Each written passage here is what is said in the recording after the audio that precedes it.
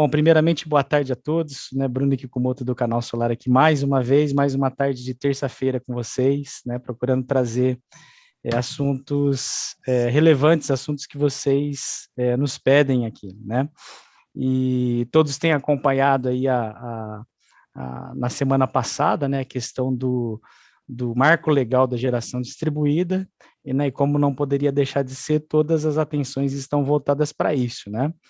E afinal, né, o que muda, né, com relação ao que a gente tem agora, o que mudou com relação ao texto que estava tramitando na Câmara, muitas perguntas, né, como que os nossos negócios serão impactados, como que a geração distribuída ficará ao longo aí dos próximos anos, né? Então, são várias perguntas que surgiram e a gente olhou aqui, peraí, né? Nós temos que trazer alguém para responder essas perguntas aí com propriedade. E a gente fez aqui um convite para a Marina prontamente aceitou, a gente agradece bastante, tá, Marina? A Marina Meyer Falcão é diretora jurídica, né, da ABGD e também do INEL, presidente da Comissão de Geração Distribuída da OAB em Minas Gerais e também consultor especial da Comissão de Energia da OAB em nível federal. Marina, mais uma vez, obrigado por participar com a gente, é uma honra para nós e estamos aqui todos apreensivos, né, mas muito atenciosos aqui para o que você vai falar para nós, né? O que muda com essa proposta que veio aí na semana passada? Bruno, muito obrigada. Obrigada, Canal Solar. Obrigada a todos vocês que estão aqui conosco hoje. E realmente é super importante a gente falar das mudanças recentes. A gente tem aí um novo marco legislativo para geração distribuída. Então, a gente vai ter uma lei federal sobre o assunto, que vai ser válida em todo o Brasil, e isso já traz uma certa tranquilidade para o coração da gente. Eu sempre costumo brincar que em matéria regulatória de energia, né, mas a gente brinca falando sério, a gente tem várias questões importantes sendo tratadas por resoluções da agência, né? Então, a gente tendo esse marco legal da geração distribuída, como a gente tem para outros assuntos tão importantes, né, no setor de energia, vai ser uma conquista muito importante para o setor. Isso vem ao encontro aí de várias questões que a gente luta em prol da renovação do setor elétrico brasileiro, que passa por um processo de transformação grande, e também está alinhado com o contexto mundial, que é o contexto da descarbonização da energia, da descentralização e da digitalização da energia. Então, hoje em dia também, além de todos esses Ds aí, a gente fala que a gente tem que democratizar também a energia, né, em todos os níveis, não apenas a geração distribuída, principalmente a geração distribuída. E o consumidor final, que é o cliente, né, aquele que antes não era ouvido, não tinha voz, daqui para frente ele tem um papel cada vez mais importante, porque ele começa a ser ouvido, principalmente nos modelos de negócio da geração distribuída, e como também coadjuvante ali dessa nova digitalização da energia. Então, a gente vai falar um pouquinho sobre as mudanças aqui que aconteceu semana passada, com esse acordo importantíssimo aí do setor, com todos os players da área de geração distribuída, e esteve presente nesse acordo semana passada a ABGD, o INEL, a Agência Nacional de Energia Elétrica, o Ministério de Minas e Energia e outras associações também que estavam lutando por isso em prol do setor. E aí, essa semana, a gente teria, então, para entrar em pauta a votação, o PL 5829, com o último substitutivo, que é esse acordo que eu vou falar hoje. Apesar de muita gente achar que não entrou na pauta de hoje, o Lafayette Andrada já postou nas redes sociais uma foto lá com o Lira, então vai ser pautado amanhã. Teve uma reunião de líderes agora em Brasília de tarde e a gente ficou muito feliz com essa notícia. Não pude estar pessoalmente lá em Brasília, mas estou acompanhando em tempo real à distância. Então vamos lá, né, Bruno? Para tranquilizar o coração do pessoal aí, eu acho que é importante, né, como eu disse já nesse começo dessa introdução, que a geração distribuída, ela inaugura uma nova fase no setor elétrico brasileiro. Então, o consumidor de energia, ele passa a ter um papel importantíssimo, ele assume essa posição aí de consumidor gerador no sistema elétrico brasileiro, e no futuro, principalmente com a questão das baterias. Ele vai ser um prosumer, que é um termo que a gente pega emprestado, que ele vai consumir, gerar e armazenar a sua própria energia aí com as baterias, que já é uma realidade, e com essa questão toda de storage.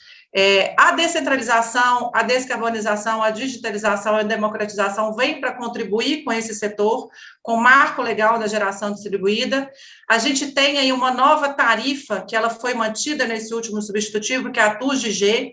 Então, ela equivale mais ou menos a 1/3, né, do valor atual que é cobrado dos projetos de geração distribuída, naquele MUSD, que é o montante do uso do sistema de distribuição, e nesse novo texto ele veio com o nome de energia injetada. Então, essa energia injetada vai ser esse cálculo aí da TUSG. Eles retiraram essa palavra, né, mas ela é mantida como essa tarifa para o sistema de geração distribuída. E ela veio lá atrás, né, eu trouxe aqui só de curiosidade, ela veio também num contexto dentro do Código Brasileiro de Energia Elétrica, que é um outro projeto de lei também de autoria do Lafayette Andrada, super importante, que reúne num compêndio, né, num código, todas essas resoluções da Agência Nacional de Energia Elétrica, nesse importante código mesmo do setor elétrico, né, Código Brasileiro de Energia Elétrica. Então, super importante também esse outro projeto de lei. E aí, falando, então, das últimas acontecimentos, das últimas alterações, eu gosto também de contextualizar onde estamos. Então, a gente tem a Resolução 482, que é o berço da geração distribuída, e ela foi alterada até hoje por 2 resoluções. A 687, que trouxe ali os modelos da geração compartilhada, vou falar um pouco dos novos modelos que entraram nesse acordo, que foram mantidos, e a 786. E aí estava todo mundo esperando que viesse uma terceira resolução por parte da Agência Nacional de Energia Elétrica, que iria alterar a 482. A gente chegou até essa minuta, né? Se todo mundo se recordar, lá no final de 2019, chegou a ser minutada essa nova versão aí pela Agência Nacional de Energia Elétrica, que deixou o setor elétrico em pé, de cabelo em pé, porque veio com alternativas, 6 alternativas, da 0 até a 6, mantendo a 0 como estava, né, sem cobrança nenhuma, e a agência já querendo entrar com a alternativa 5, que iria ali, mais ou menos, causar uma tarifação do uso do sistema de distribuição na ordem de 63%. Aí o setor elétrico todo ficou em pé. E aí, com essa proposta nova do PL 5829, a gente teve vários substitutivos, e na semana passada, esse novo acordo que eu trouxe para vocês aqui. Inicialmente, para deixar todo mundo com o coração tranquilo, a gente tem que deixar aí bem clarificado para vocês que o direito adquirido de quem já tem parecer de acesso assinado com a distribuidora, os contratos assinados nos modelos de mini geração, que é o CUG e o CCR, o contrato do uso do sistema de distribuição e o contrato de compra de energia regulada, vão ser mantidos. Então, quando vier a lei, quando a lei for publicada e passado o período de vacância, que eu vou explicar qual o período que é esse, que é os 12 meses após a publicação da lei, não vai ter a aplicação dessas novas regras. Então, mantém o direito adquirido, e isso é segurança jurídica. Isso foi dito por diversos agentes importantes do setor, eu já disse isso, o Lafayette Andrada, o diretor-geral da ANEEL já disse isso em relação ao direito adquirido e à segurança jurídica. E a gente, dali para frente, né, a gente vai ter essas novas regras que eu trouxe aqui para vocês, a explicação, e sempre tendo aí com esse novo período aí, que é essa vacância de 12 meses após a publicação da lei. Então, o direito adquirido já pode ficar todo mundo aí com o coração tranquilo. E a gente teve também um outro importante ponto trazido nesse novo acordo, que foi o estabelecimento ali de diretrizes que vão ter que ser estabelecidas tanto pela ANEEL como pelo Conselho Nacional de Política Energética. Então, a gente tem ali uma regra que o Conselho Nacional de Política Energética vai ter a obrigação de estabelecer as diretrizes do setor para essa questão nova da valoração da geração distribuída, do impacto da geração distribuída na rede, em até 6 meses. E é importante a gente relembrar aqui que o Conselho Nacional de Política Energética editou, né, esse ano, uma importante resolução, que eu sempre falo dela, a BGD falou dela, diversas pessoas falam dela, que é a resolução 15 do Conselho Nacional de Política Energética, que estabelece ali as importantes contribuições da geração distribuída para a rede, para o setor como um todo, e estabelece que, se fosse feita alguma mudança na regra, que essa mudança deveria ser feita dentro de uma transição suave e equilibrada e com segurança jurídica e considerando todos os benefícios da geração distribuída. Então, esse aqui foi um ponto importante que veio no acordo.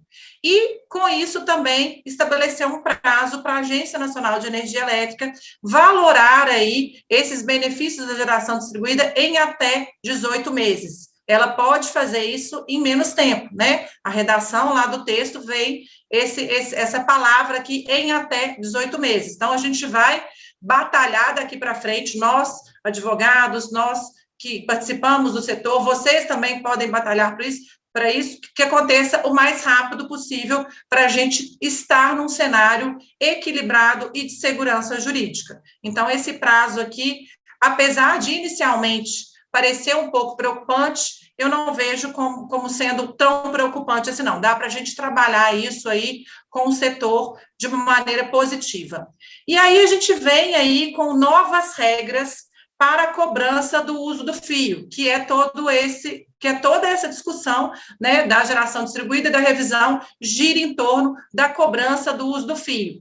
E antes da gente falar da cobrança, pessoal, é importante a gente estabelecer aqui dois conceitos importantíssimos que eu sempre falo em qualquer lugar que eu vou explicar do processo de conexão na geração distribuída. E parece que é brincadeira, mas às vezes a gente vai em alguns fóruns e conversa com pessoas que não entendem desse processo de conexão, esse processo administrativo, e às vezes ficam surpresas quando a gente tem que explicar que existe um processo de conexão naquela distribuidora, que tem que ser analisado aquele ponto de conexão, aquela rede, para ver se você vai conseguir colocar aquele sistema ali, principalmente os projetos maiores, né, os projetos acima de 75 kW, que são os projetos de mini geração. Então, hoje a gente tem uma cobrança sendo feita para os projetos de microgeração até 75 kW, a gente paga o custo de disponibilidade da rede, do uso da rede, que é como se fosse aquela tarifa mínima, aquele custo mesmo mínimo, né, e acima desse valor de 75 kW, que são os projetos de mini geração, a gente paga pela demanda contratada, ou pelo uso do sistema de distribuição, ou pelo montante do uso do sistema de distribuição, que a sigla é MUG, é a mesma coisa, né? São sinônimos, e mineiro gosta de falar que é tudo mesmo trem, então é mais ou menos a mesma coisa mesmo, né? MUG, demanda contratada, TUG, é o que a gente paga nos projetos de mini geração distribuída. E aí veio, então, esse novo acordo, trouxe um cálculo um pouco difícil de ser analisado, que eu destrinchei aqui para vocês. Então, a aplicação do artigo 15, que é importantíssima a leitura dele, por isso que eu até cito ele aqui, fala justamente da primeira regra. Então, após a vacância, né, o período de 12 meses, após a lei ser publicada, quem que seria impactado com essa cobrança aqui? As unidades consumidoras, né, em geração distribuída, que é a geração distribuída local, a geração remota até 500 kW, porque acima desse valor a gente tem uma outra regra, o empreendimento de múltiplas unidades consumidoras e a geração compartilhada. Nesse caso, vai incidir a tarifa de energia ativa consumida da rede de distribuição sobre o uso ou sobre a demanda, acabei de explicar para vocês, de todas as componentes tarifárias não associadas ao custo da energia. Então, vai incidir ali TUG, P&D, encargos, o valor do transporte do fio A, do fio B e, inclusive, as perdas. E o que não se enquadraria aqui nesse período e nessa aplicação do artigo 15, que é a regra de exceção e é também ali considerado um direito adquirido. As disposições, então, do artigo 15, né, eu trouxe em vermelho aqui para vocês, não se aplicam para quem até 31 de dezembro de 45, né, já tem geração distribuída, já tem parecer de acesso assinado, e quem já protocolar a solicitação de acesso até 12 meses contados da publicação da lei. Então, durante o período de vacância, se eu entrar com a solicitação de acesso, o protocolo da solicitação de acesso, até 12 meses, eu tenho esse direito adquirido aí também, que eu não vou ter aplicação dessas regras. Isso é um direito adquirido. E lembrando aqui que a solicitação de acesso de maneira completa, né? Ela não pode ser indeferida e não é o processo de conexão completo quando a gente obtém lá no final do processo de conexão o parecer de acesso, que é o documento que confere, né, processante, o direito àquele ponto de conexão. Então, apenas a solicitação de acesso durante o período da vacância. E aí a gente tem também outra regra, a regra do parágrafo 1º do artigo 26 desse novo acordo. As unidades de mini geração acima de 500 kW, então aqui só entra até 500 kW, então GD remota até 500 kW. Então, acima de 500 kW, em fonte não despachável, solar e eólica, na modalidade autoconsumo remoto, na modalidade geração compartilhada, em que o único titular detenha 25% ou mais da participação do excedente de energia elétrica, o faturamento, né, dessa unidade consumidora, então, irá considerar 100% já da aplicação da TUS de fio B, inicialmente, né, considerando ali toda a depreciação dos custos da rede, o custo de OIM e o custo mesmo do serviço de distribuição, 40% do uso da rede de distribuição básica e 100% dos encargos P&D, tarifa social de energia elétrica, e inclusa as perdas também. E aqui a gente tem uma outra regra também que excepciona essa questão. Então, seria as unidades consumidoras que protocolarem a solicitação de acesso entre o 13º mês e o 18º mês, vai incidir a cobrança do artigo 15 a partir de 2031, então, durante 10 anos, né? Não teria ali a manutenção ao sistema de compensação de energia elétrica por 25 anos. Então, passou o período de vacância, os 12 meses, que é o período de vacância, no 13º mês, cairia para 10 anos. Após os 18 meses, a gente ainda não sabe.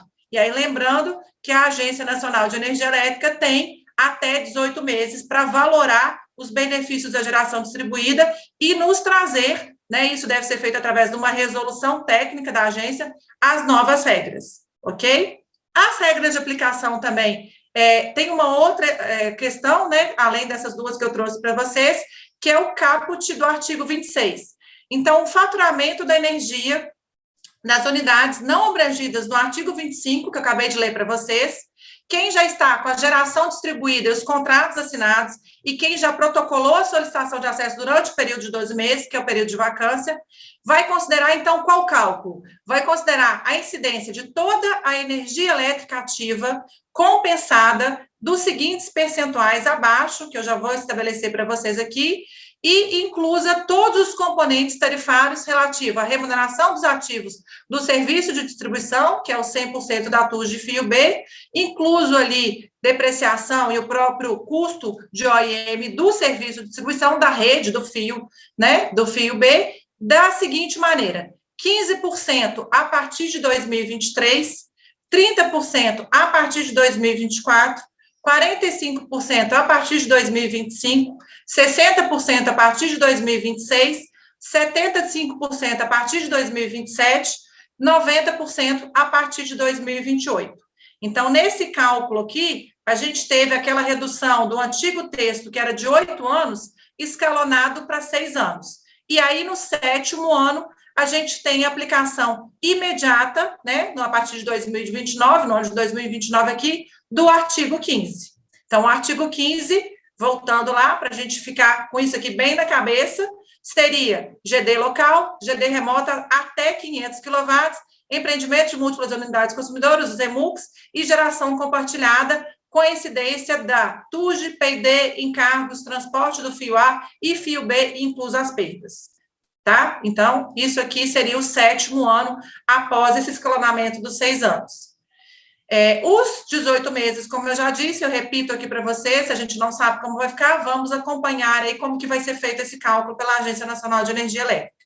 Outra questão importante que veio nesse acordo, que foi mantido, foi a questão do conceito bem definido ali do consórcio de consumidores de energia elétrica. Então, a gente tem a figura de pessoas físicas e jurídicas podendo mesclar ali nos novos modelos de negócio, que eu já vou explicar para vocês, que são super importantes e vão trazer também uma revolução aí para quem faz fazenda solar, né, que hoje a gente só consegue fazer fazenda solar, que é a geração compartilhada através do consórcio da cooperativa. A mini geração distribuída manteve o mesmo limite que tinha sido já diminuído no último substitutivo, que era de 3 megas para fontes não despacháveis, tá? E mantendo 5 megas para as fontes despacháveis, que são as centrais geradoras hidráulicas. A questão do protocolo de acesso continua. Então, quem já tem protocolo de parecer de acesso assinado, Marina, eu já tenho um protocolo assinado para uma usina solar de 5 mega. Eu vou cair nessa regra dos 3 megas? Não. Isso também é o direito adquirido. Então, isso é mantido. Quem tem o protocolo de acesso continua com a potência anterior da resolução 482, mantendo ali o limite de 75 kW para micro e 5 mega para mini geração, qualquer que seja a fonte ali, dentro das modalidades da fonte da geração distribuída. As fontes despacháveis, eu trouxe aqui para vocês o conceito, então é importante a gente conhecer esse conceito, né? Então isso vem também na redação nova. E a gente manteve também o conceito da nova TUG-G, que representa aí 1/3 do valor que a gente paga hoje, referente ao MUG, a demanda contratada. Os novos modelos de negócio, acho que eu fiquei tão empolgada em escrever que saiu até um T a mais aqui. A gente vai ter, então, além do consórcio e da cooperativa, a gente vai ter 3 modelos novos. A gente vai ter o famoso condomínio voluntário, o condomínio edilício e a associação civil. O condomínio voluntário, ele já é previsto no Código Civil, o condomínio edilício também e a associação civil. Então, eles foram mantidos, né? Antes, se a gente for comparar as várias alterações que tiveram, quando veio a minuta da ANEEL lá em 2019, a gente tinha apenas o Instituto do Condomínio Voluntário. Quando veio já a proposta de emenda substitutiva do Lafayette, a gente já tinha condomínio voluntário, condomínio edilício e associação civil. Então, hoje a gente vai mantém esses novos modelos, 5 espécies novas para a geração compartilhada. E o condomínio voluntário, pessoal, é importantíssimo eu falar para vocês aqui que já tem um julgado da Procuradoria-Geral da ANEEL que já permite a operacionalização do condomínio voluntário, seguindo os artigos do Código Civil que tratam desse conceito aqui, dessa nova modalidade de geração compartilhada. Então, as vantagens dele hoje, por exemplo, frente ao consórcio e cooperativa, é que eu não preciso registrar esse contrato de condomínio voluntário na junta comercial. Então, isso já traz uma celeridade ali para o processo e uma desburocratização também, uma vez que eu não vou ter aquele trabalho de registrar esse condomínio voluntário. E nesse modelo, eu posso misturar pessoas físicas e pessoas jurídicas. Vai ser uma grande revolução para a geração compartilhada. O que mais que a gente teve de alteração nesse novo acordo? A garantia de fiel cumprimento. A garantia de fiel cumprimento, antes desse acordo que foi assinado por todos agora e vai ser votado amanhã, graças a Deus, ela tinha um outro percentual. Então, ela tinha um percentual de 2% e agora ela foi dividida em 2 categorias. Então, para os projetos de mini geração distribuída, então não entre os projetos de micro, os interessados deverão apresentar garantia física de fiel cumprimento no montante de 2,5% do valor do investimento, com os projetos entre 500 kW até 1 mega, e para os projetos acima de 1 mega, o valor de 5% do investimento vai ter que ser apresentado numa conta que vai ser estabelecida pela Agência Nacional de Energia Elétrica, e isso busca evitar ali possível especulação. Então, o que acontecia antes? Várias pessoas entravam com o processo de conexão, obtinham o parecer de acesso, principalmente para mini geração, projetos acima de 1 mega, e às vezes ficavam ali sem desenvolver o projeto. E isso acarretava ou sobrecarga de pontos de conexão esgotado, isso causava uma série de transtornos, principalmente no meu estado, que é o estado de Minas Gerais.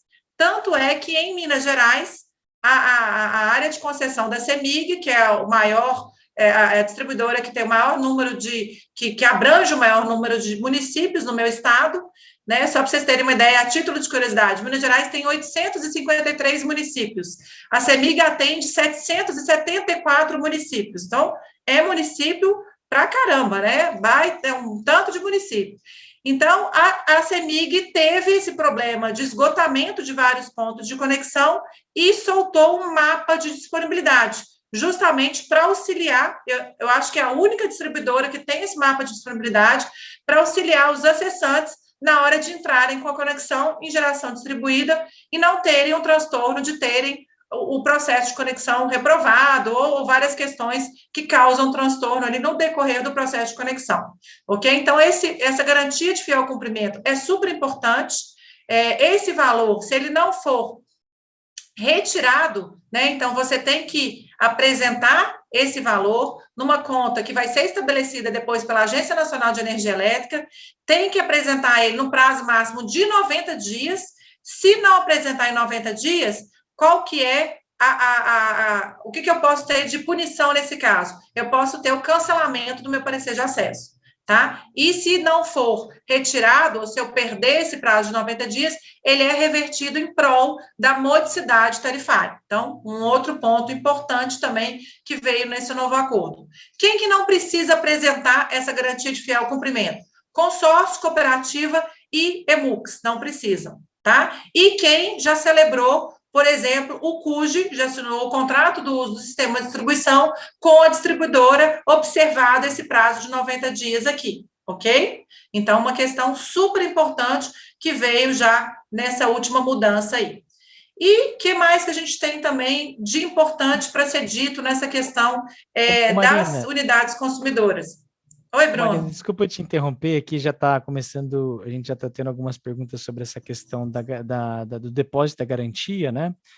Até se você puder voltar um pouquinho lá no teu slide, só, né, e se você puder confirmar isso para nós, isso daí só é válido para projetos com potência superior a 500 kW, certo? Sim, certo.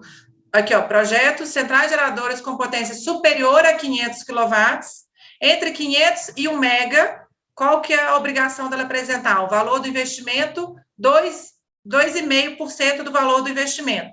E projetos acima de 1 mega, ela vai ter a obrigação de apresentar esse valor aqui, essa garantia que ela vai desenvolver os projetos e não vai ficar ali especulando o mercado ou com o projeto parado no valor de 5%.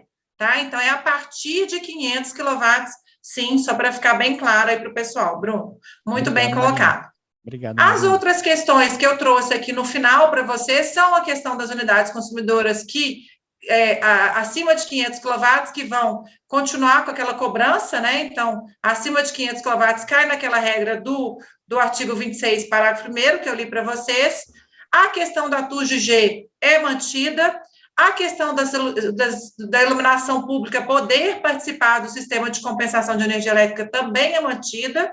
E trago também aqui para vocês essa questão aí, de maneira bem firme e segura, que o direito adquirido vai ser preservado, a segurança jurídica vai ser mantida, né? A função social da agência nesse sentido é salvaguardar ou blindar quem já entrou com a solicitação de acesso em geração distribuída. Isso é a segurança jurídica.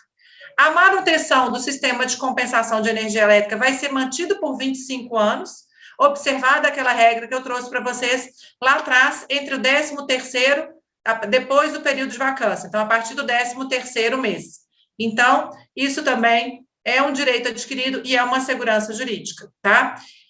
E os novos modelos de negócio, que eu trouxe esse plus aqui no final, explicando para vocês como que funciona, né? Não sei se eu vou ter tempo aí, mas eu acho que é interessante passar rapidamente, Bruno, por essas questões, né? O marco nosso aqui vai ser o processo de conexão junto à distribuidora com o protocolo da solicitação de acesso, né? Essa parte aqui jurídica dos contratos, ela sempre vai conversar, é super importante ela estar alinhada com o processo de conexão, e trago aqui para vocês a figura do contrato de consórcio, o que tem que ser observado, né, que vai ser mantida essas características. Então, eu tenho que registrar o meu contrato de consórcio na junta comercial, eu tenho que seguir algumas regrinhas ali da Lei 6.404, que é a Lei de SA, eu tenho que constituir esse contrato, tem que ter o termo de compromisso de solidariedade, e eu tenho que apresentar também o documento que comprova a posse, onde vai estar ali a minha usina, né? Então, a posse do imóvel, ou o contrato de arrendamento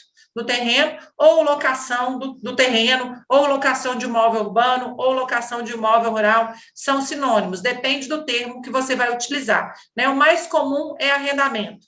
Eu escuto muito, doutora Marina, eu posso usar contrato de direito de superfície? Posso. Contrato de comodato do terreno?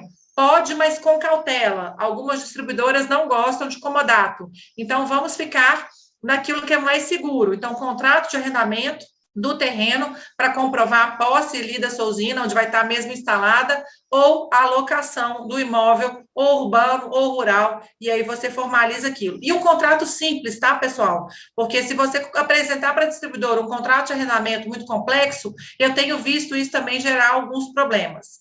E aqui, como que funciona a operacionalização desse modelo de negócio, né, que é o consórcio, que é a geração compartilhada, que vai ser agora o condomínio voluntário, o condomínio edilício e a associação civil. A gente tem que montar uma estrutura societária para dar a base e a segurança jurídica para esses contratos ficarem de pé. Então, a gente tem, geralmente, uma empresa que a gente formata, que ela é mais comum ser feita na modalidade de SPE, então tem uma sociedade de propósito específico, ela faz a locação dos equipamentos para o consórcio, aqui poderia ser ou meu condomínio voluntário, ou a minha cooperativa, ou meu condomínio edilício, ou a minha associação, e ela entrega energia, então, para os seus clientes finais ali, que vão ser as suas unidades consumidoras, ok? A questão da tributação do consórcio, é super importante a gente estar atento a esse regime tributário do consórcio também.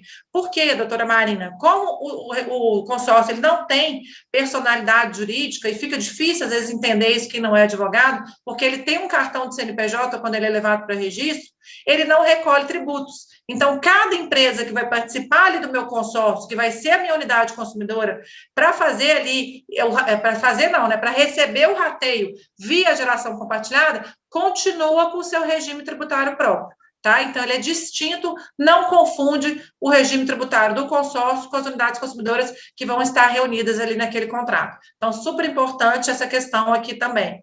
E eu trago aqui para vocês, por fim, né, a tributação, falando ali dos principais impostos, então, PIS, COFINS e PASEP, a gente tem essa lei, que é a lei federal. A questão do ICMS é importante, então, observar a legislação do estado de Minas Gerais, que é diferente do meu estado, o estado do Rio de Janeiro e a resolução do CONFAS, né? E a questão também da tributação do consórcio, quando tiver essa relação aí com as unidades consumidoras. Então, como a energia, nesse caso, é uma relação de consumo, também é aplicado, nesse caso, o Código de Defesa do Consumidor. Né? Isso eu sempre falo, e é super importante também ter essa segurança aí para vocês. A sociedade de propósito específico, conversando com o consórcio, ela tem também uma característica própria, então ela tem que ter um regime tributário próprio. Geralmente, né, o regime tributário mais indicado para a SPE é o lucro presumido, e ela tem também ali uma responsabilidade de ter um KNAI correto.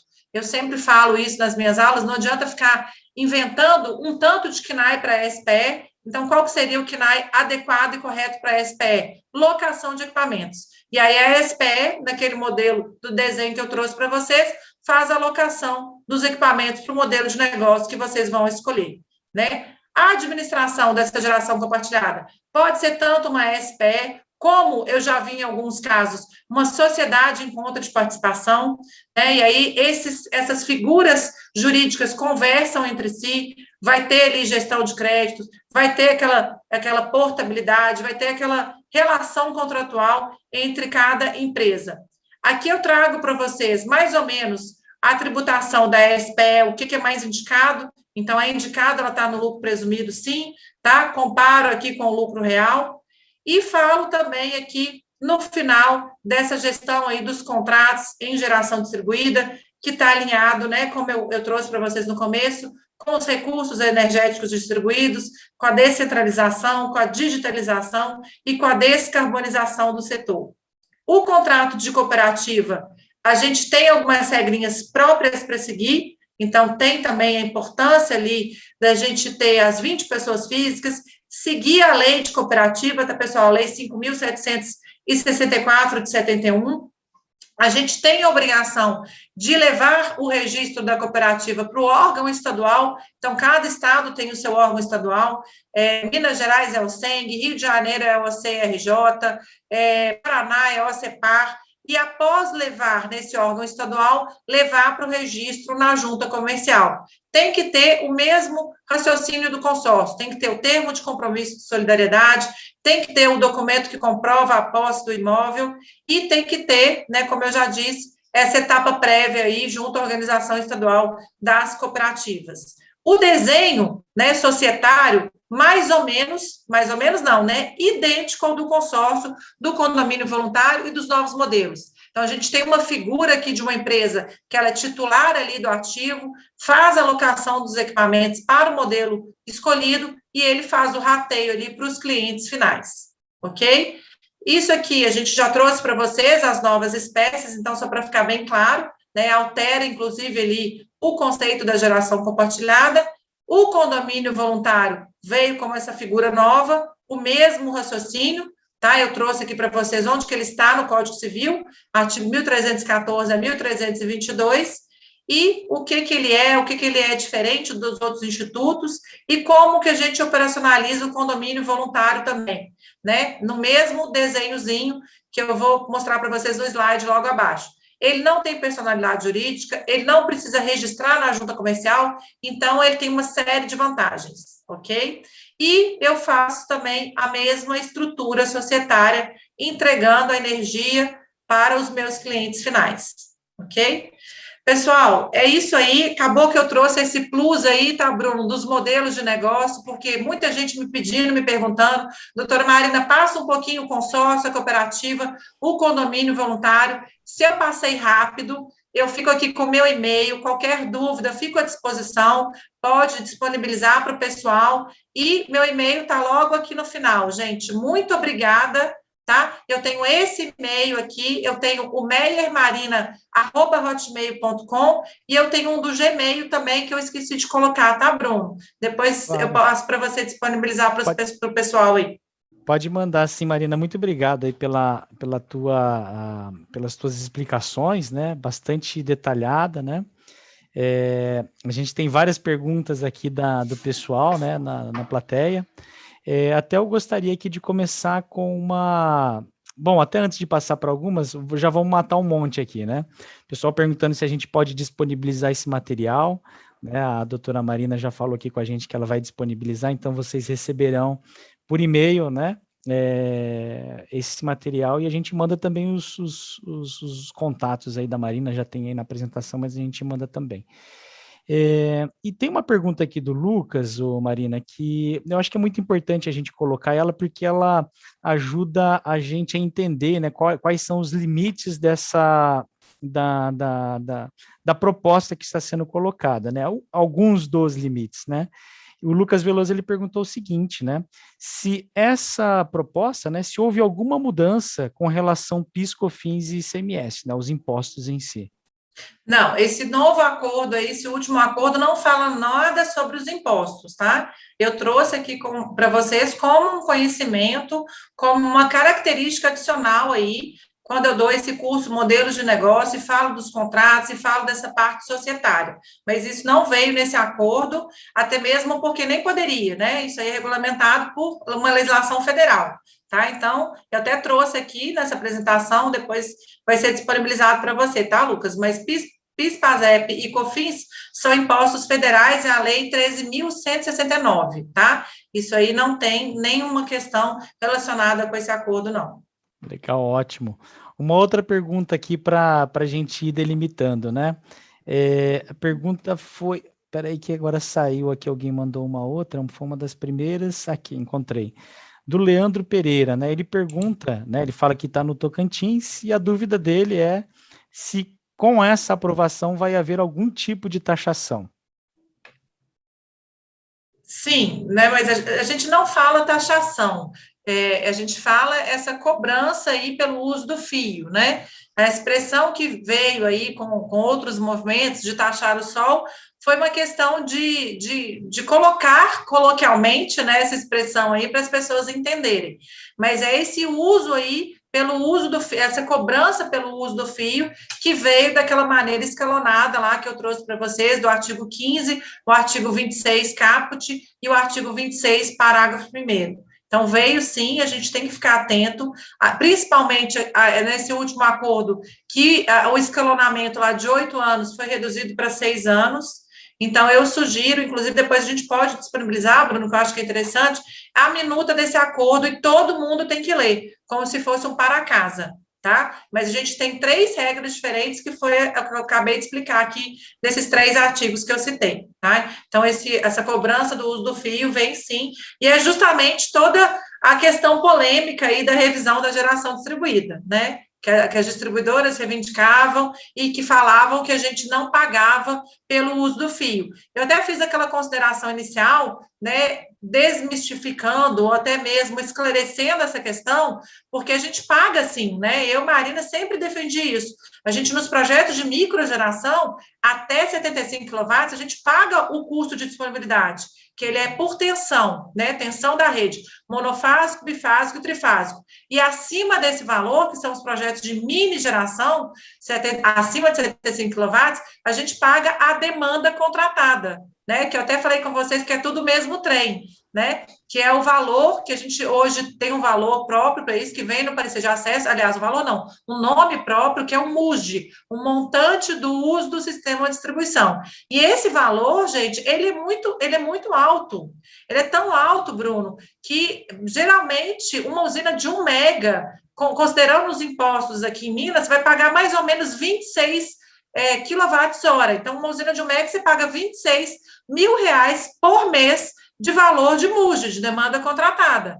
E quando eu contei esse caso para vocês, com essa revisão, a gente vai ter que pagar mais ainda pelo uso do fio, que é o escalonamento, aquela questão de acima de projetos até 75 kW, iniciando pagando 100% da TUS de fio B, mais a TUS de G sendo considerada injetada. Então, tem essas regrinhas.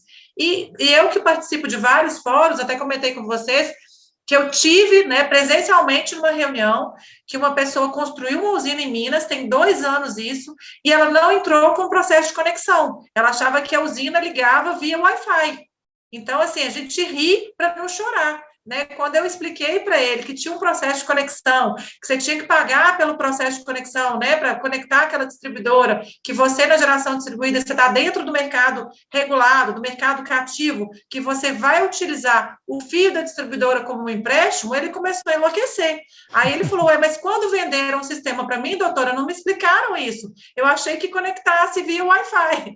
Então, assim, são casos que a gente realmente acha que é brincadeira, mas acontece. Então, é Ainda não, né? justamente esse Ainda não escalonamento chegamos. e essas cobranças aí. Ainda não Mas muito chegamos. boa. Ainda não chegamos nesse, né? Quem sabe a tecnologia nos permita, mas hoje a gente precisa Ainda do não, meio né? físico, Com sistema de bateria, sim, né? Você fica livre ali da rede, off-grid total, né? Isso aí vai ter que ter até uma regulamentação para isso. Marina, eu vou furar a fila aqui de várias perguntas, né? Eu acho que eu posso, né? Vou furar aqui, e com base nessa tua explicação, né? Eu li o texto, né? Li o texto lá que foi acordado, e até foi uma coisa assim que eu fiquei em dúvida, né? Já conversei com outras pessoas, confirmei, né? Mas eu gostaria de ouvir da doutora Marina também, e várias pessoas me perguntaram sobre isso, né? A gente estava acostumado a ver fio B, né, fio A, né, essas nomenclaturas, tanto nos textos propostos pela ANEEL, quanto no texto anterior a esse acordo, né? E no acordo esse termo ele não aparece mais, né? Ele aparece como pagamento pela remuneração da distribuidora, depreciação dos ativos, né? E aí eu queria entender, isso é fio B ou é alguma outra coisa? Ótima pergunta, Bruno. Eu vou até voltar nessa parte que eu trouxe para vocês, que eu até escrevi e copiei de maneira fidedigna o artigo, porque isso é confuso mesmo, né? A gente que é do setor elétrico, que já sabe, assim, bate o olho e vê, mas para quem não entende, é realmente confuso, né? Então, na primeira regra de aplicação, que eu trouxe para vocês do artigo 15, eles não falam daquela cobrança imediata do 100% da TUS de fio B, fio A. Então, o fio A, ele continua aqui sim, né? Que é justamente a redação aqui. Então, GD local, né? Após os 12 meses da vacância, após a publicação da lei, quem que pagaria, então, pelo uso desse fio? GD local, já imediata, no próprio local, a geração remota até 500 quilowatts, até 500, porque acima de 500 tem uma outra regra, os EMUCs e a geração compartilhada. E qual que vai ser a incidência disso? A TUG, então aqui inclui a TUG fio A e fio B, as perdas, P&D e encargos. É praticamente a mesma redação antiga, mas escrita de uma maneira diferente. Então, como que eles escreveram isso? Incide a tarifa de energia ativa consumida da rede de distribuição sobre o uso ou demanda de todas as componentes tarifárias não associadas ao custo da energia. Mas aí é toda a questão do transporte, né? Que é o que a gente está discutindo ali nessa revisão. Então, incide todos esses componentes aqui, sim. Ok? E aí, a outra regra, que é acima de 500 kW, só para ficar bem claro, qual que é a aplicação dela, que eu trouxe para vocês aqui? A mini geração acima de 500 kW, em fonte não despachável, na modalidade autoconsumo remoto e geração compartilhada, em que o único titular detenha 25% ou mais da participação do excedente da energia elétrica, é a mesma redação, só mudou essa parte final aqui, ó, da participação do excedente de energia elétrica. O faturamento da unidade consumidora vai considerar o quê, então? 100% da TUG fio B, e aí eles escreveram ali mais coisas para entender, para explicar o que é esse fio B, o que compõe esse fio B, que é o custo de transporte da rede. Esse custo de transporte do fio, ele inclui o serviço de distribuição da distribuidora. Então, ali tem custeio de pessoal, serviço de distribuição, depreciação e custo de operação e manutenção. Então, ele só tenta explicar de uma maneira mais clara, mas aí, às vezes, para você e para outras pessoas confundiram, né? E, em vez de ser ali 40% da TUG fio A, que era a redação anterior, vai ser agora 40% do uso da transmissão da rede básica, que aí ficou uma questão mais coerente. E 100% dos encargos, como já era pesquisa e desenvolvimento, tarifa social de energia elétrica, inclusa aí as perdas, né? Todos os outros encargos, ok? Então, é só a maneira de leitura mesmo e a maneira como eles colocaram isso nessa nova redação. Mas quando fala que incide, né, aquelas componentes todas, né, quer dizer que elas serão compensadas ou que não serão compensadas? Elas serão incididas, elas não serão compensadas. A gente não fala a palavra compensada. Tá, elas vão incidir na tarifa de energia elétrica. Mas, assim, eu confesso ainda que eu estou um pouco confuso ainda, Marina, vou tentar fazer a pergunta de uma outra forma, né? Diante daquelas, eu não sei nem se a gente consegue traçar um paralelo, né? Vamos pensar nesses projetos de 500 kW para baixo, né? Que a gente tem uma componente tarifária sendo cobrada ali, né? Pelo que eu entendi. Se a gente comparar com aquelas alternativas que a ANEEL propôs lá no início do processo de revisão da 482, a gente consegue falar qual essa proposta de agora ela é equivalente a qual daquelas alternativas? Conseguimos sim. A gente tem até um desenho, se não me engano, foi da Greener, que o Tássio do INEL me mandou. Nessa primeira proposta, tem uma valoração, e muito bem colocado o seu ponto, viu, Bruno? Nesse grupo que eu trouxe para vocês, que é o grupo 1, tá? Local, remota até 500 quilowatts, remota acima de 500 kW despachável, EMUCs e geração compartilhada, na ordem de 31% do valor do quilowatt-hora, tá? E o grupo 2, que são as demais, na ordem de 36% do valor do quilowatt-hora. Isso depois, se você quiser, eu te encaminho, que ele fez um desenhozinho ali com todas as componentes tarifárias, dividindo a tarifa de energia. Eu acho que essa foto é da Greener, é um estudo da Greener que ele pegou e usou na explicação do Fórum GD lá em Cuiabá agora, e ficou com esse valor aí muito bem explicado. Encaminho para você depois. Entendi legal. A sua dúvida, sim, mas não é mais aquela alternativa 5 que deixou todo mundo de cabelo em pé, que seria mais ou menos 63%, né? 62%, 63%. Então, a gente está falando aqui em uma não compensação de aproximadamente 30% 31% foi o número que você Isso, falou, né? entendi a sua fala de novo de não compensação, porque hoje a gente tem a compensação de 1 para 1, né? Então, se a gente injeta um, a gente compensa um, não tem pagamento. Se viesse aquela questão de 63%, a gente ia injetar um, ia receber 37%, né? Iria, né? Nessa compensação aí, nesse cálculo da Sim. compensação, 37%. Então, hoje é nessa faixa aí de 31% e 36%. Tá. Muito bem Tem uma. colocado. Ah, legal. Obrigado. Eu acho que agora ficou mais claro. Ele é mais ou menos, pelo que eu entendi, é equivalente à alternativa 1 ali daquela proposta da ANEEL, né? Mais ou menos entre a 1 e a 2. Tá. Eu tenho uma dúvida aqui com relação a TUS de G, né? Uma das primeiras perguntas até que foi feita aqui foi, deixa eu encontrar quem foi que fez a pergunta, que é o Eduardo, né? E aí ele pergunta, né? Se essa TUS de G, né, que é aproximadamente 1/3 da demanda de TUS, depende muito da região aí também, né, Marina, da área de concessão, Isso, né? depende. Se é considerado uma TUS de G cheia ou tem algum tipo de desconto, né? Eu acho que ele fala até que de um desconto de 50%, né? Ele provavelmente está relacionando isso com aquele benefício, né, da I5, né, das renováveis, de algumas renováveis que tinha esse desconto. Então, a dúvida, né, eu vou tentar aqui resumir aqui a pergunta dele, né? Se há algum tipo de desconto aí por ser uma renovável. Não tem a ver com esse desconto aí de 50%, não. Até a gente teve agora uma questão importante que trouxe muita confusão para o pessoal, que foi a conversão da medida provisória 998 na lei do consumidor de energia elétrica, que tem esses descontos aí na TUG, né? Então, foi até uma questão que foi muito colocada aí na revisão desses valores aí. Esse valor da TUG não tem nada a ver com esse desconto, ele é mais ou menos 1/3, como você já explicou e eu também, vai depender aí por área de concessão, né, por distribuidora, varia, e ele já pode ser, inclusive, aplicado, tá? Mas como que pode ser aplicado? Qualquer distribuidor aplica isso? Não, já tem uma regra de aplicação para esse valor aí. Então, você teria que ou pedir isso para a Agência Nacional de Energia Elétrica, ela vai analisar em cada caso concreto, ou quem já tem isso é como se fosse um direito adquirido, tá? E para esse novo cálculo, dessa nova minuta e dessas novas regras, o valor da TUG não veio escrito de maneira expressa, né? Então, ele foi, assim, mais ou menos retirado, entre aspas, mas ele veio considerado como uma energia injetada.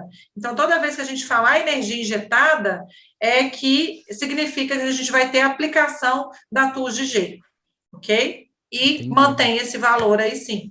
Eu estou com uma pergunta aqui, Bruno, que eu vi interessante aqui nas perguntas aqui, que eu acho que é importante a gente esclarecer também.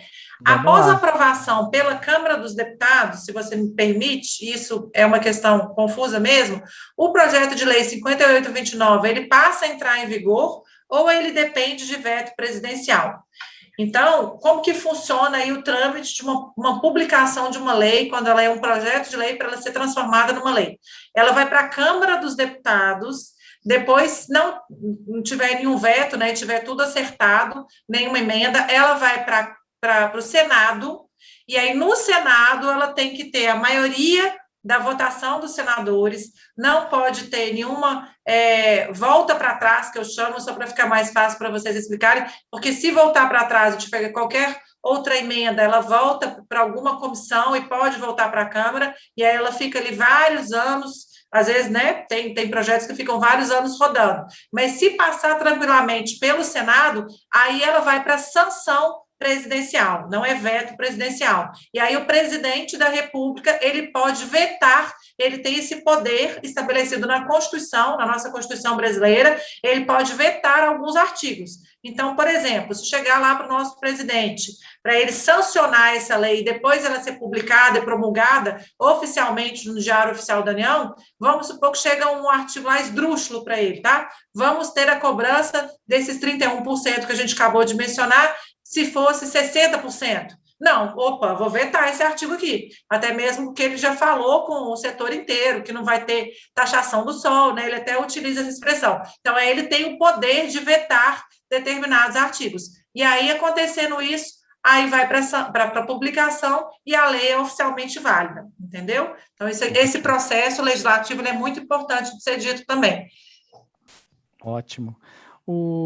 Doutora, a gente está quase acabando aqui, mas tem um ponto aqui que foi levantado pelo Edgar e eu queria aproveitar aqui o comentário dele e colocar uma pergunta, né? Ele fala aqui sobre a questão, né, dos benefícios que a geração distribuída traz, ele fala do desafogo, né, para o sistema elétrico, né, principalmente durante o dia, lá qual que é o período que a gente tem mais, né, consumo atualmente, né, nossa carga hoje ela é muito relacionada a ar-condicionado, né, postergando investimentos, inclusive aí né, na rede de distribuição, transmissão, né, enfim, são os benefícios. E a gente está falando, né, é um dos pontos aqui no final, né, desse processo aqui, ainda a gente tem 18 meses aí para a ANEEL formular uma regra, né, para se valorar esses benefícios e a gente ter algo, né, para frente aí. E aí eu tenho duas dúvidas aqui, inclusive, que a gente tem recebido bastante dessas perguntas, né? Qual que é a expectativa que a gente tem que ter no trabalho da ANEEL, né? A ANEEL a gente está nesse processo de revisão aí desde 2018, né? A primeira nota técnica, né? E assim, ela teve indas e vindas, né? Sinalizações mais equilibradas e, às vezes, algumas publicações, né, ou manifestações aí muito radicais, né? A pergunta é, né, sem delongas, né, o que esperar da ANEEL, né, depois desses 18 meses da lei entrando em operação, o que esperar da ANEEL? Bruno, essa pergunta sua é aquela pergunta de R$1 milhão, hein? Mas eu sou bem otimista em relação à agência, e eu acho, assim, o trabalho que eles fazem formidável. O diretor-geral, André Peptoni, eu conheço, é uma pessoa brilhante, inteligentíssima, e depois desses vários sustos que a gente teve aí, né, e aí foi muito bem colocado por você, porque a gente teve um susto esse ano, que foi, assim, eu acho que foi o pior de todos, que a gente estava tendo uma conversa com o setor, com o próprio relator do processo, que é o Efraim, né, um dos diretores da ANEEL, num evento chamado Café com Energia. E esse evento acontecia praticamente toda sexta-feira, toda semana, toda sexta-feira. E ele fazia via Zoom, né, nessa época de pandemia, com as principais associações do setor. Alguns desses eventos eu participei, mas a maioria deles foi o presidente da BGD, o Carlos Evangelista. E aí, num evento desse, numa sexta-feira, ele veio com uma proposta, aquela proposta de voltar com a alternativa 5, péssima, e desconsiderando aí toda a conversa com o setor ao longo desse 1 ano e meio desse Café com Energia. E aí que surgiu essa questão de todo esse projeto de lei do Lafayette Andrada, que substituiu o projeto do Silas Câmara, vieram todas essas emendas substitutivas até chegar nessa redação desse acordo da semana passada, que vai ser votado amanhã, graças a Deus. Mas se a gente for ler exatamente o que veio nesse acordo, Bruno, só para você ficar bem tranquilo, tá? O que fala esse ponto aí dos 18 meses, para a gente esclarecer para o pessoal? É o artigo 15, que fala assim, ó, após o período de transição, que trata o artigo 25 e 26, as unidades participantes do sistema de compensação de energia elétrica ficarão sujeitas às regras tarifárias estabelecidas pela ANEEL,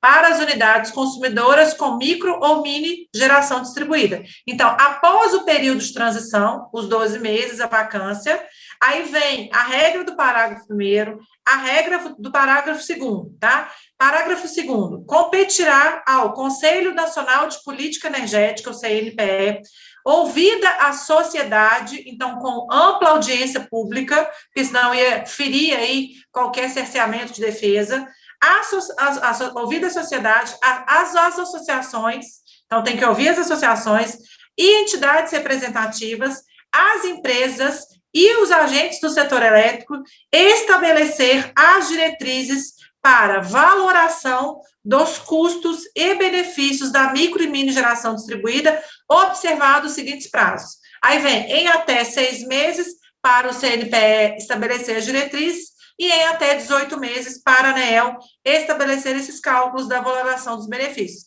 Então, depois desse período de transição, depois que observar e ouvir a sociedade, as associações, ela vai vir aí com esse cálculo. E é aquilo que eu te falei, ela tem em até 18 meses. É claro que a gente, a associação, a gente, a sociedade e os agentes do setor elétrico, como está escrito aqui no artigo que eu li para vocês, a gente vai pressionar que isso aconteça no menor prazo possível. Porque, por exemplo, se uma empresa, você mesmo até colocou isso para mim, tem empresas do setor que não conseguem ficar um mês, né, no limbo regulatório, na instabilidade jurídica. Então, a gente precisa de uma definição, de uma regra clara e segura juridicamente para as empresas voltarem a circular o benefício dela econômico, crescerem e terem ali a segurança jurídica de continuar com os projetos e investir na geração distribuída com as regras claras. Então, com certeza, a gente vai batalhar para que isso aconteça no menor prazo possível. Se possível for num dia, numa semana,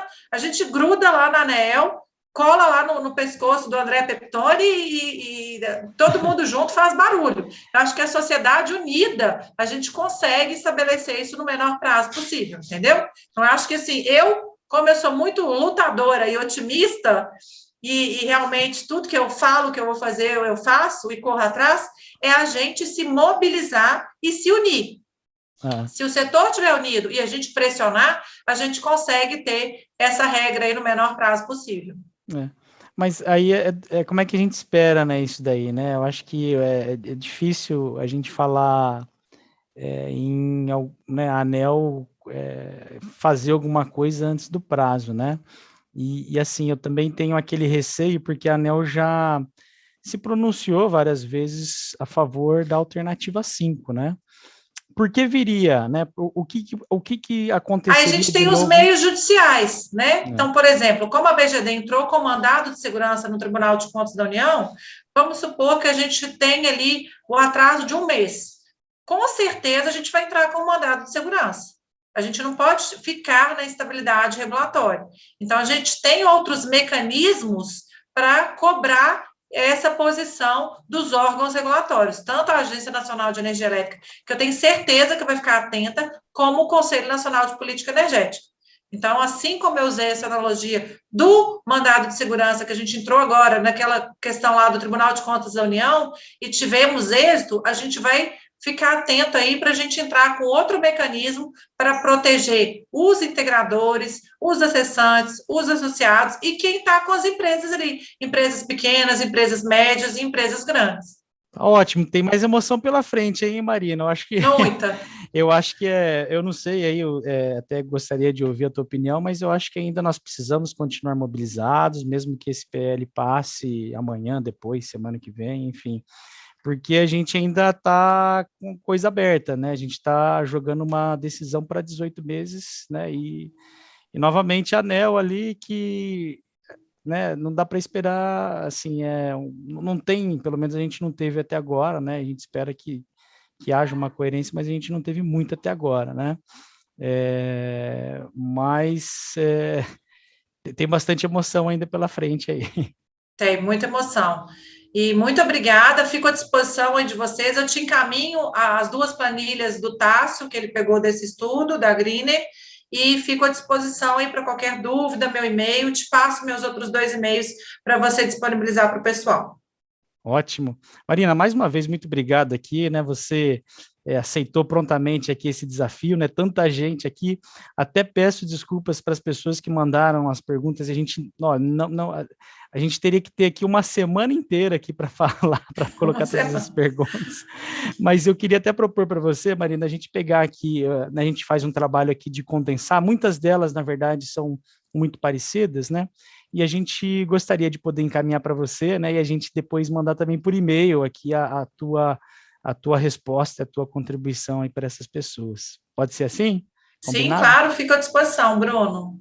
Tá ótimo, então. Mais uma vez, obrigado, Marina. Obrigado a todos vocês que participaram. Foi um prazer aqui poder colaborando com vocês, trazer insights, trazer o que de fato está vindo aí no futuro, para que nós tomemos aí as melhores decisões dos negócios da gente. Mais uma vez, obrigado Com certeza. a todos. Muito obrigada, viu? Obrigado, Marina. Obrigado a todos. Uma boa Tchau. noite. Tchau, tchau.